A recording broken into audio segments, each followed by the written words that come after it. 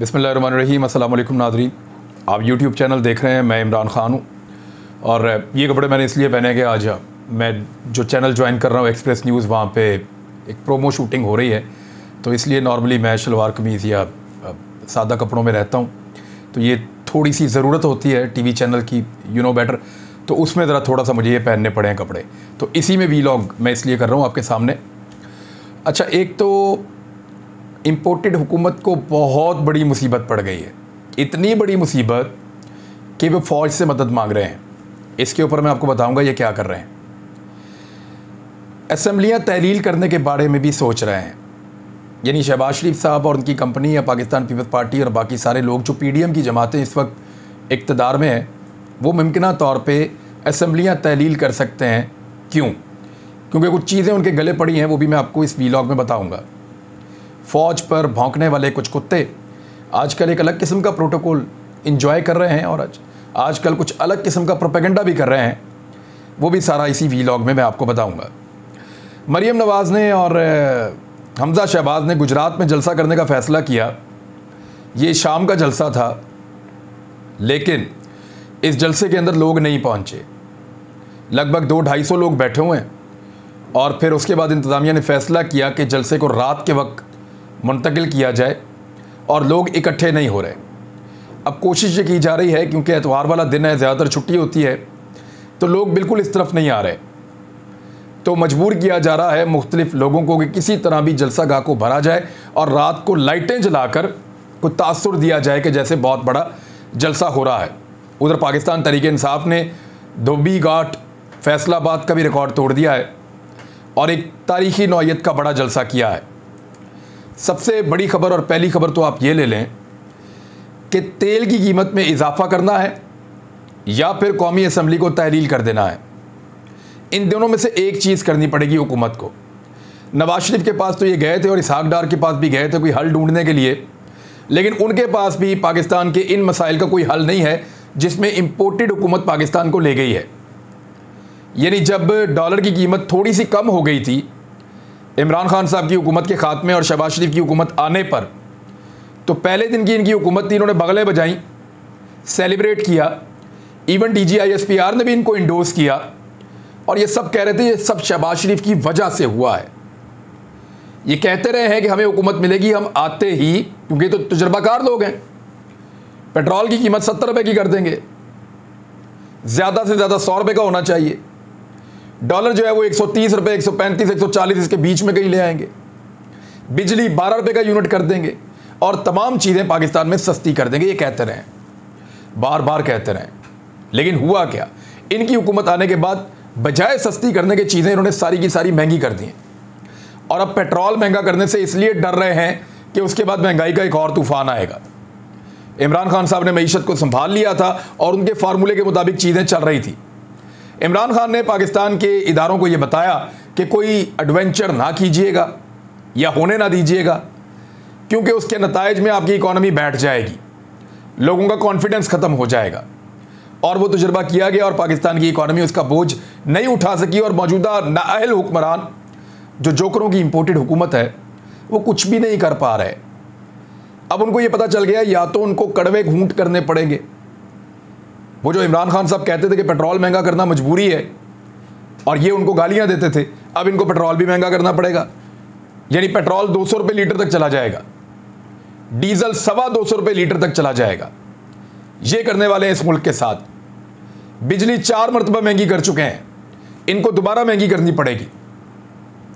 तो हालात मुश्किल से मुश्किल तर होते चले जा रहे हैं। या तो ये मुश्किल फैसले लें, और अगर ये मुश्किल फैसले लेते हैं तो सिर्फ एक सूरत में लेंगे कि इनकी हुकूमत 1.5 साल तक चले। और अगर ये मुश्किल फैसले ले लें और ऊपर से इमरान खान साहब इस्लामाबाद पहुंच जाएं बहुत बड़ा हुजूम लेकर, तो उससे क्या होगा? एक तो मुश्किल फैसले ले लिए होंगे, अवाम वैसे ही खिलाफ हो जाएगी और इमरान खान साहब और अवाम इनके आसाब पर सवार होकर नए इलेक्शन में ले जाएंगे, तो इलेक्शन में इनके पल्ले कुछ नहीं बचेगा। सारी सूरत हाल का जायजा लेने के बाद एक नतीजे पर पहुंचे हैं और जिन चीज़ों पर बहस हुई मैं आपको बता देता हूं।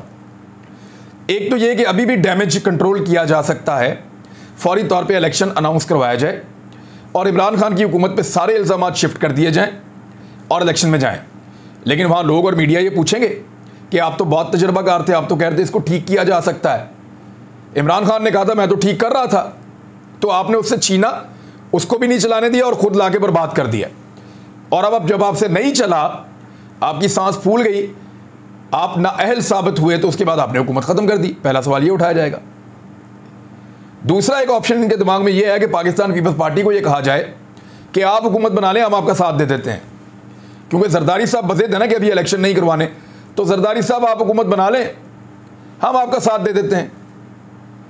लेकिन इसका जो एक बहुत बुरा असर पड़ेगा पीएमएलएन पे वो ये कि पीएमएलएन ने हाथ खड़े कर दिए कि हमसे नहीं चलता पाकिस्तान, पीपल्स पार्टी चला ले। तो जो भी ऑप्शन, जिस ऑप्शन की तरफ भी ये जाते हैं, वहां पे इनको दिक्कत पेश आती है, मुश्किलात पेश आती हैं। सिर्फ एक ऑप्शन बाकी रह गया है और वो ऑप्शन है नए इंतखाबात करवाने का। पाकिस्तान के इदारे ये चाहते हैं कि कुछ ना कुछ करके बजट पास करवा लिया जाए।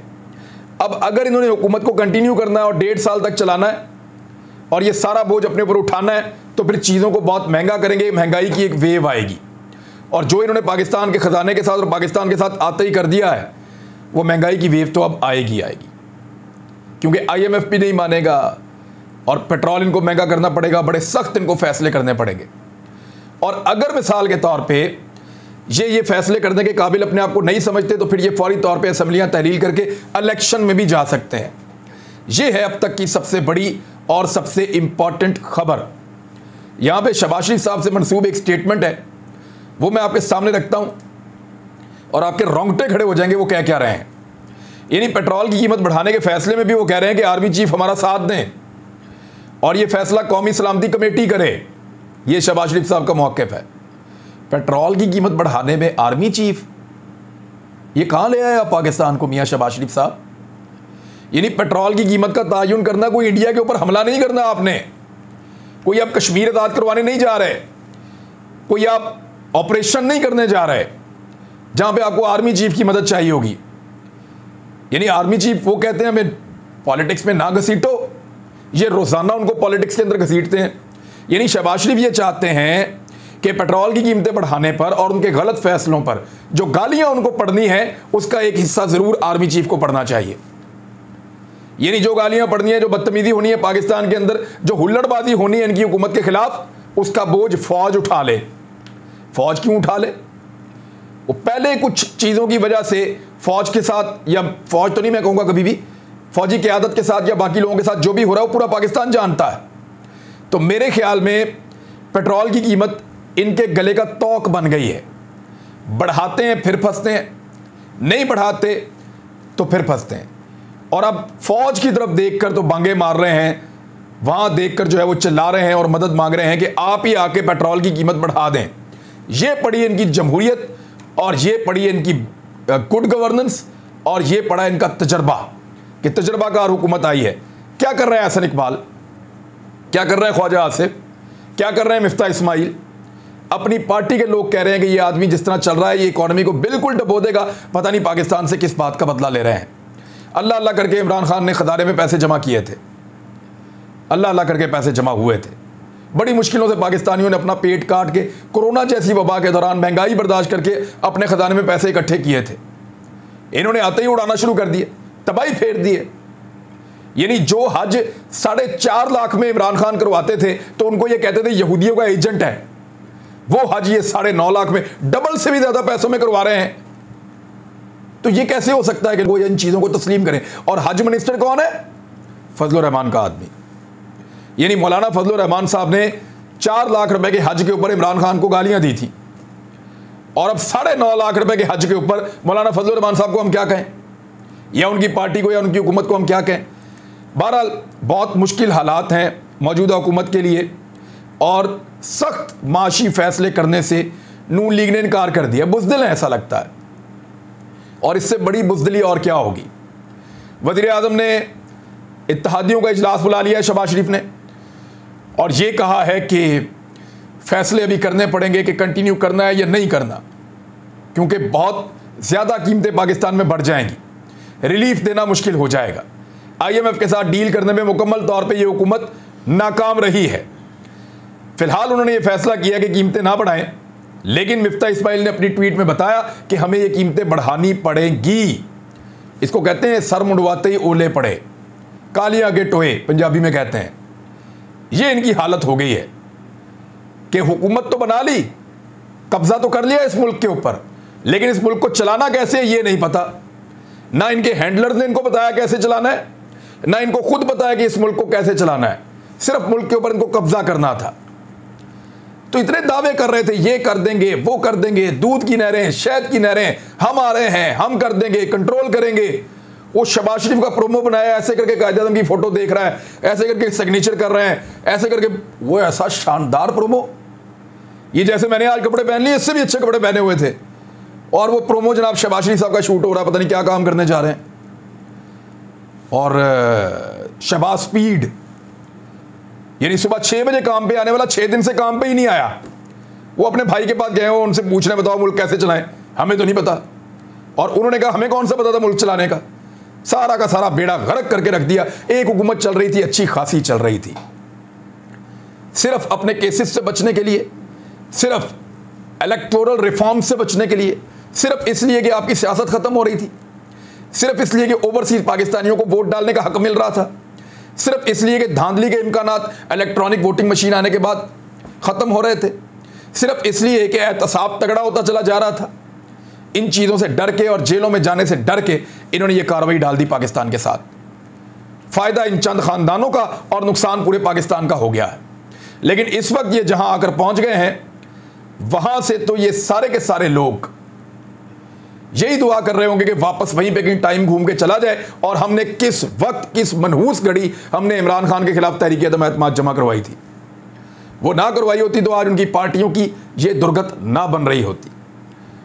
अच्छा, एक चीज इसमें क्लियर कर लें, इस वक्त जब मैं बात कर रहा हूं तो फैसलाबाद वाला जलसा हो रहा है और इमरान खान साहब खिताब करने वाले हैं, तो उसके ऊपर मैं बाद में आपको बताऊंगा। कुछ इंपॉर्टेंट चीज़ें आपके साथ शेयर करनी है। श्रीलंका के ऊपर पूरे जो मामलात हैं श्रीलंका के, उस पर मैंने एक पूरी वीडियो बनाई और वो कैसे पाकिस्तान के साथ रिजेंबल करता है वो भी आपको बताऊंगा।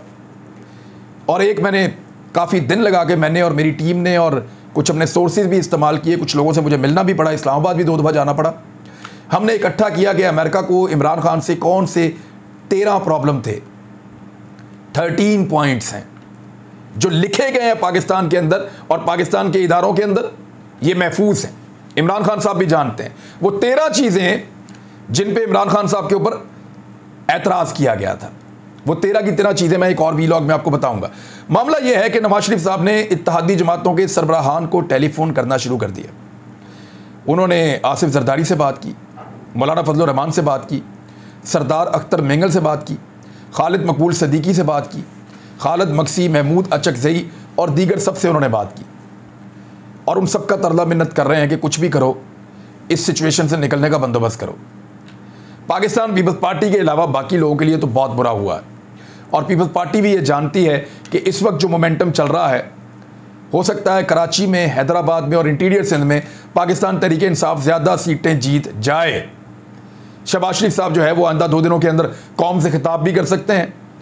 तो उल्टा फंस गए हुकूमत बनाने के बाद। उधर शहबाज गिल ने एक लेटर लिखा है इमरान खान साहब की सिक्योरिटी को बढ़ाने के लिए। सेक्रेटरी दाखिला को उन्होंने लिखा कि साबिक वज़ीर-ए-आज़म इमरान खान साहब की सिक्योरिटी को कंप्रोमाइज़ किया जा रहा है। और कल वाले वाक़े में DPO हसन, जिसको मरियम नवाज ने शाबाश दी थी, शाबाश हसन, जैसे कोई अपने बच्चे को शाबाश देता है, तो वो हसन ने जो कुछ किया, जिस तरीके से किया, उसके ऊपर बड़े सवालात खड़े हो गए हैं। उसने पाकिस्तान के मकबूल तरीन सियासी लीडर को कल अवाम और बहुत बड़ी तादाद में हुजूम के मरहून मिन्नत छोड़ दिया। यानी वहाँ पे हुजूम मौजूद था, बहुत बड़ी तादाद में लोग मौजूद थे। कोई भी वाक़या हो सकता था, खुदा न खास्ता कोई भी दहशतगर्दी हो सकती थी, उन लोगों के बीच में कोई कातिल शामिल हो सकता था, उन लोगों के बीच में कोई मुखालिफ शामिल हो सकता था या कोई एजेंट भी शामिल हो सकता था। ये बड़ा ख़तरनाक काम था जो कल किया है DPO हसन ने। सिर्फ हमजा शहबाज और मरियम नवाज़ की ज़िद को पूरा करने के लिए, सिर्फ उस प्लान को पूरा करने के लिए जो हमजा शहबाज के दफ्तर में कुछ लोगों ने मिलकर उनके साथ बनाया था चंद दिन पहले, और उसको अमली जमा पहनाने के लिए वो किसी भी लेवल तक गया और उसने इमरान खान की जान को ख़तरे में डाल दिया। तो इस डीपीओ को आने वाले दिनों में बहुत मुश्किलात का सामना करना पड़ेगा, क्योंकि ये आदमी कम से कम रजिस्टर्ड हो गया है। एक और चीज़ मैं आपको बताता हूँ, हमाद अजहर साहब ने एक ट्वीट किया और बात बिल्कुल ठीक है। उन्होंने कहा एक तरफ कह रहे हैं कि तेल की कीमतें ना बढ़ाकर इमरान खान ने बड़ा जुल्म किया है, दूसरी तरफ कहते हैं कि हम भी नहीं बढ़ाएंगे। भाई अगर ना बढ़ा के इमरान खान ने जुल्म किया तो तुम बढ़ा के देख लो। तुमने तो कहा था कि 100 रुपए से नीचे करेंगे, 70 रुपए का पेट्रोल करेंगे। 70 रुपए का ना दो, तुम बढ़ा के देख लो। अगर इमरान खान ने जुल्म किया तो तुम तो ना करो। लेकिन फिर कहते हैं साथ में शायद बाद में हम बढ़ा दें। इस तरह तो करियाने की दुकान नहीं चलती जैसे ये मईशत चला रहे हैं। और एग्जैक्टली ऐसी ही बात है कि इस तरह वाकई नहीं चलती जिस तरह ये मईशत चला रहे हैं। और इसके अलावा मिफ्ता इस्माइल के और मौजूदा हुकूमत के मुख्तलिफ लोगों के बयानात को मीडिया के अंदर अब शेयर किया जा रहा है। बताया जा रहा है कि कैसे ये बिजली की कीमतों पे, पेट्रोल की कीमतों पे, घी की कीमतों पे, गैस की कीमतों पे, चीनी की कीमतों पे, इन तमाम चीज़ों की कीमतों के ऊपर कैसे ये शोर मचाते थे। और आज उन तमाम चीज़ों की कीमतें इन्होंने हुकूमत में आने के बाद बढ़ा दी हैं। तो लोगों के पास एक नैरेटिव और आ गया। एक तो बयानिया ये है कि अमरीकी साजिश का ये लोग हिस्सा बने और इन्होंने इमरान खान की हुकूमत को गिरा दिया। और मीर जाफर और मीर सादिक पाकिस्तान के अंदर मौजूद हैं, जिनके बारे में इमरान खान साहब आहिस्ता आहिस्ता बता रहे हैं। एक तो ये, दूसरा इनकी शक्लें देखकर लोग परेशान हो गए कि भाई ये इमरान खान के 3.5 साल के बाद वही सारे वापस आने लगे हैं जो 40 साल से मुल्क को लूट रहे थे। और तीसरा, ये जो इनका तजर्बाकारी का एक भरम था वो भी टूट गया। बेड़ा ही गर्क हो गया उनके इस भरम का भी, क्योंकि कुछ भी नहीं कर पाए हुकूमत में आने के बाद ये लोग। नाज़रीन, मैंने आपसे कहा था कि मैं आपको बताऊंगा कि फ़ौज पर भौंकने वाले कुत्ते, इस बारे में मैंने एक ट्वीट भी किया है। कुछ लोग इससे फ़ायदा उठा रहे हैं और फ़ौज और लोगों में लड़ाई को बढ़ाना चाहते हैं। मैं क्लियर करना चाहता हूं कि जो लोग फ़ौज पे भौंकने का, जिनका पुराना रिकॉर्ड है और वो कई सालों से अपने बैरूनी आकाओं के कहने के ऊपर उनके एजेंट बन के पाकिस्तान की फ़ौज पे और रियासत पे भौंकते हैं, मैं उन सबको ये बताना चाहता हूँ कि हमारा सिर्फ एक मामले पर इत्तफाक नहीं है। सिर्फ एक मामला है जहाँ इख्तलाफ है, और वो भी पूरी फ़ौज से नहीं है। हमें पता है, उनको भी पता है कहाँ पे है। एक छोटा इख्तलाफ है, ये टाइम निकल जाएगा। ये हमारे आपस के भाइयों की बात है। इस इख्तलाफ में से हम निकल जाएंगे, सुलझा लेंगे मामले को और फिर मिल के आपकी मंजी ठोकेंगे इंशाअल्लाह। उसकी तैयारी रखिएगा। तो नाज़रीन, ये अब तक की सूरत हाल है। फैसलाबाद का जलसा बहुत तारीखी नौइयत का हो रहा है। अभी जब मैं बात ख़त्म कर रहा हूँ अभी भी जलसा चल रहा है। जलसे के बाद उसको रिपोर्ट करेंगे और फिर आपको श्रीलंका के हालात और कुछ पॉइंट्स हैं जो आपसे मैंने शेयर करने हैं अगले वीलॉग्स में। अब तक के लिए इतनी, अपना ख्याल रखिएगा, अपने चैनल का भी। अल्लाह हाफ़िज़।